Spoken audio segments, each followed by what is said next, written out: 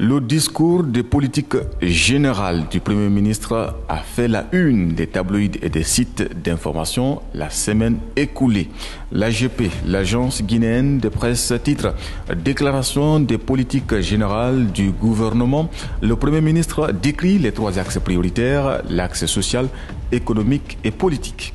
Le chef du gouvernement a rappelé les missions que le président de la République lui a confiées et qui constituent un appel au changement afin de mettre l'État au service du citoyen. Nul ne peut contester aujourd'hui que notre pays est en chantier, titre Média Guinée, en reprenant les propos du Premier ministre. La force d'un État réside dans la capacité de mobilisation, d'exploitation durable et de gestion pérenne des ressources et du potentiel disponible en s'appuyant, selon Baouri, sur les institutions républicaines. De manière laconique, Guinée s'est écrit. Baouri présente la politique générale de son gouvernement au CNT. Cet exercice, selon lui, répond à l'article 57 de la charte de la transition. Dans cette déclaration de politique générale s'invite le retrait des agréments des médias privés. Le Premier ministre se justifie, lit-on sur le site Guinée 114. La liberté de la presse ne veut pas dire une licence absolue pour insulter. S'il n'y a pas de respect, dit-il, l'irrespect devient la valeur. Pendant ce temps, l'OMVG a fait le point de ses activités en Guinée. Note convergence-gn.com.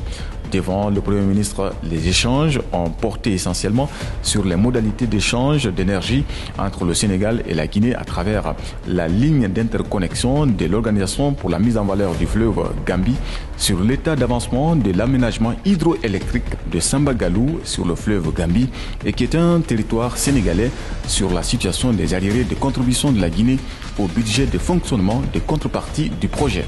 Cette semaine également, le Premier ministre a reçu officiellement le rapport annuel du Conseil national du dialogue social et la charte nationale du dialogue social. Peut-on lire entre les lignes du site de renifleur224.com. Le chef du gouvernement, dans ce discours, a rappelé que la raison d'être du Conseil national du dialogue social remonte à loin.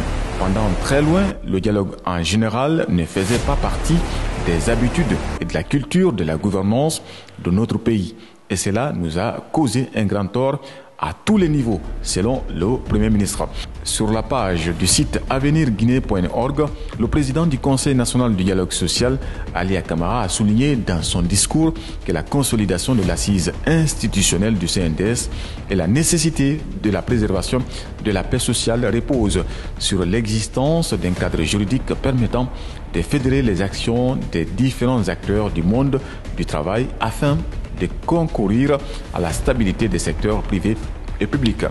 À la une de la semaine écoulée, Guido Fulbert et si quitte la prison, titre Africa Guinée. Notre confrère précise qu'il a été acquitté depuis vendredi 24 mai 2024. Ils étaient poursuivis pour des faits de tentative d'attentat et de complot contre la République. Justice, Guido Fulbert et ses amis libérés.